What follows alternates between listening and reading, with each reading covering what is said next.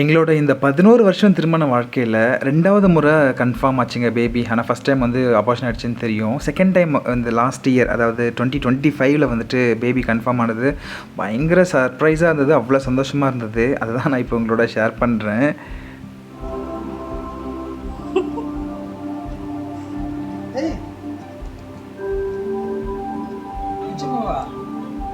இன்னைக்கு தான் செக் பண்ணேன், கோயிலுக்கு போயிட்டு வந்து.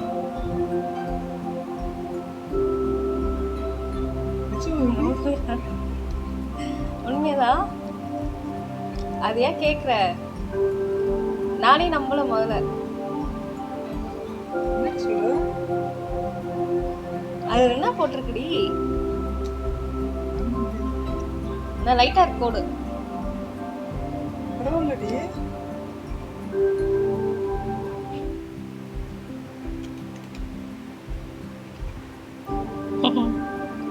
அதுக்கு தான் கோயிலுக்கு போகலாம் சொன்னேன். அதுக்கப்புறம் நாங்கள் கந்தக்கோட்டை முருகர் கோயிலுக்கு போயிட்டு பிளஸ்ஸிங் வாங்கிட்டு, ஏன்னா முருகர் தான் எங்களுடைய குலதெய்வம் மாதிரி. அவங்க என் வீட்டில் இருக்கிறவங்க அந்தம்மா ரொம்பவும் முருகர் பக்தின்றதுனால. ஸோ நாங்கள் இந்த டாக்டர்கிட்ட ரெகுலராக போயிட்டு டாக்டர் போய் மீட் பண்ணோம். எங்கள் முகத்தில் நீங்கள் பார்க்கணுமே, அவங்க கன்ஃபார்ம் பண்ணாங்க ஆமாம் உண்மைதான் அப்படின்னு சொல்லிட்டு. ஏன்னா வீட்டில் தான் நம்ம டெஸ்ட் எடுத்தோம். அதுலேருந்து ஒரே சிரிப்பு சந்தோஷம். சரி, அவங்க தம்பிக்கு வந்து ரொம்ப சர்ப்ரைஸாக இவங்களுக்கு தெரியாமல் நான் வந்து கால் பண்ணி வர வச்சேன், வீட்டுக்கு வாப்பா அப்படின்ட்டு. ஏய், உனக்கு சர்ப்ரைஸ் தரலன்னா நீ எட்டி பார்த்து உனக்கு நீ எட்டி பார்த்துட்டு லீவா சீவா வராங்கன்னு சொல்லிட்டு பிங்கி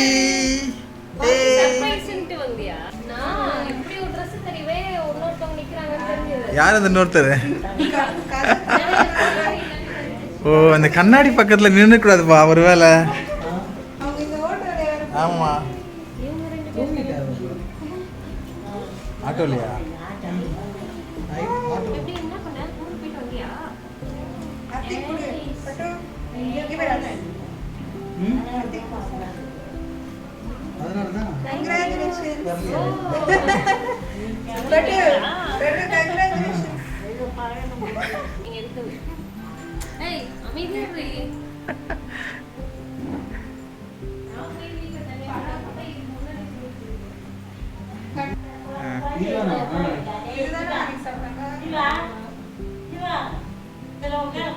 உட்கார்ந்து வர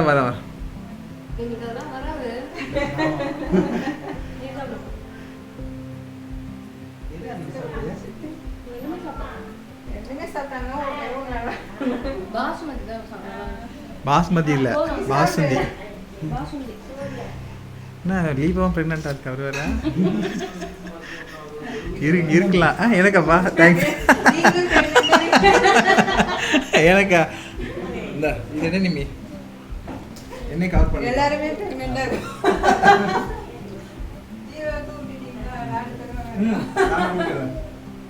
இப்ப ஜீவாவும் ப்ரெக்னெண்டா இருக்கா?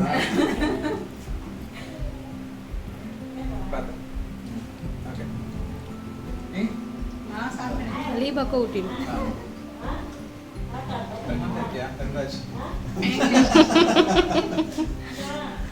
இந்த 11 வருஷம் திருமண வாழ்க்கையில் ஏற்கனவே ஒரு முறை மட்டும் நமக்கு வந்துட்டு பேபி கன்ஃபார்ம் ஆச்சுங்க. அதுவும் லாஸ்ட்டு இந்த பேபிக்கு முன்னாடி ஹார்ட் பீட் இல்லைன்னு சொல்லிட்டு டாக்டர் வந்து ஆப்ரேஷன் பண்ண சொல்லிட்டாங்க சொல்லிட்டு அதுவே நமக்கு ரொம்ப வருத்தமாக போச்சு.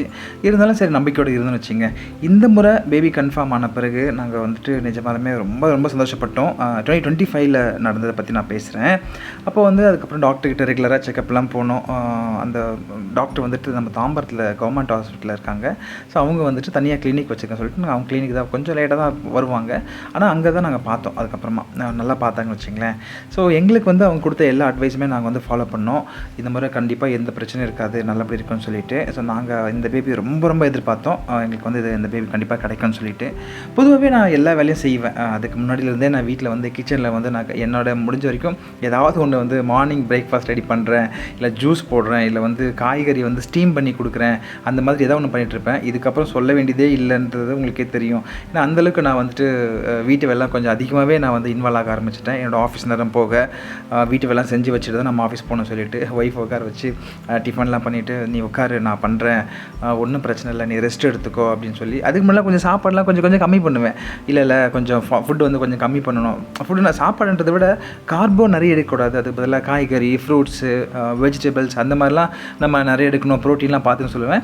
பட் இப்போ பேபி கன்ஃபார்ம் ஆன பிறகு, அதாவது 2025 பேபி செகண்ட் டைம் கன்ஃபார்ம் ஆன பிறகு எந்த ரெஸ்ட்ரிக்ஷனும் இல்லை. என்ன கேட்டாலும் ஓகே நான் வந்து உனக்கு செஞ்சு கொடுக்குறேன், இல்லை வாங்கி கொடுக்குறேன், அந்த மாதிரி போயிட்டோம். அவ்வளோ சந்தோஷமாக நாங்கள் வந்து அந்த பேபி வந்து ரிசீவ் பண்ணுறதுக்கு ரெடியாக ஆகிட்டோம்.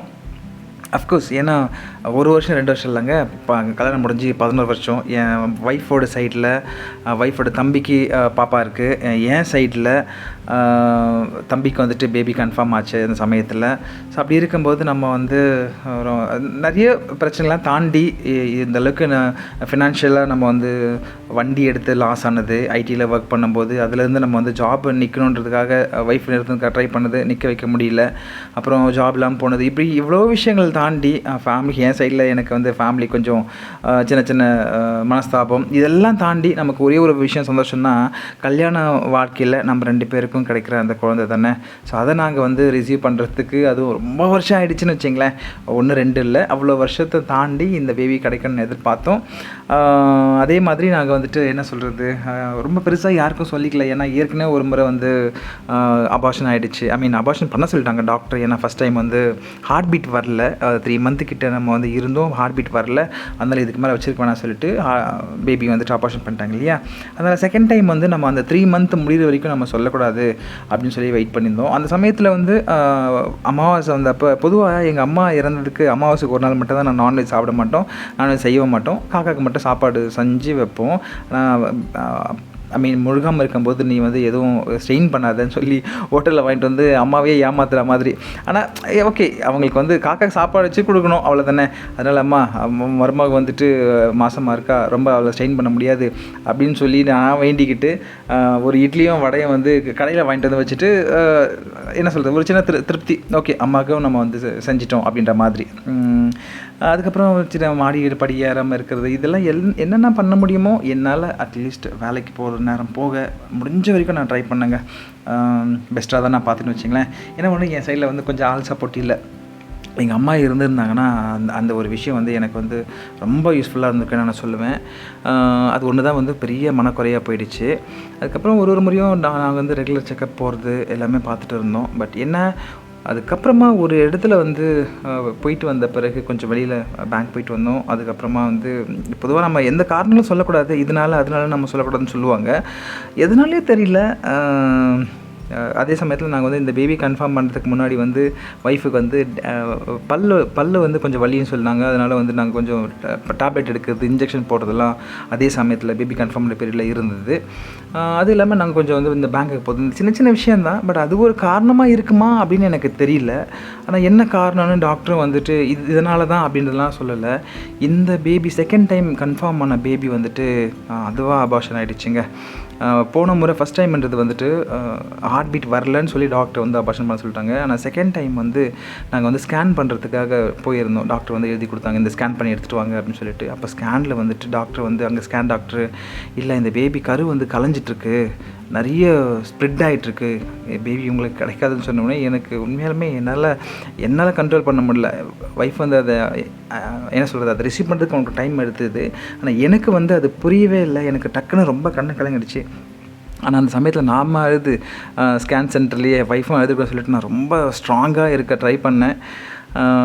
ஆனால் எங்களுக்கு தெரியும் அது கொஞ்சம், ஏன்னா வெளியிலேயே நமக்கு அந்த ஸ்கேன் போகிறதுக்கு முன்னாடியே ப்ளீடிங் இருந்ததுன்னு சொன்ன உடனே கொஞ்சம் சந்தேகம் பட்டோம். ஆனால் கண்டிப்பாக இருக்காது, அதனால் ஒன்றும் ரீசன் அதெல்லாம் இருக்காதுன்னு நினச்சோம். ஏன்னா சில நேரத்தில் வந்து பேபி கன்ஃபார்ம் பண்ணும்போது சின்ன சின்னதாக ஸ்பாட்டிங் வரும், ஆனால் அது ஒரு பெரிய விஷயமா இருக்காதுன்னு சொல்லுவாங்களே, அந்த மாதிரி ஏதாவது ஒரு ரீசனாக இருக்கும் அப்படின்னு சொல்லி நாங்கள் எதிர்பார்த்தோம். ஆனால் ஸ்கேனில் வந்துட்டு இல்லை கரு வந்து கலைஞ்சி ரொம்ப செதஞ்சிருக்கு அப்படின்னு சொன்ன உடனே இது அதுலேருந்தெல்லாம் வெளியில் வர்றதுன்றது ரொம்ப கஷ்டங்க. எல்லா விஷயங்களையும் தாண்டி நம்ம வந்து லைஃப் வந்து ரன் பண்ண வேண்டியது இருக்குது. கண்டிப்பாக சீக்கிரத்தில் ஒரு நல்ல விஷயம் நடக்குன்னு சொல்லிட்டு இன்றைக்கி வரையும் வெயிட் பண்ணிகிட்ருக்கோம்.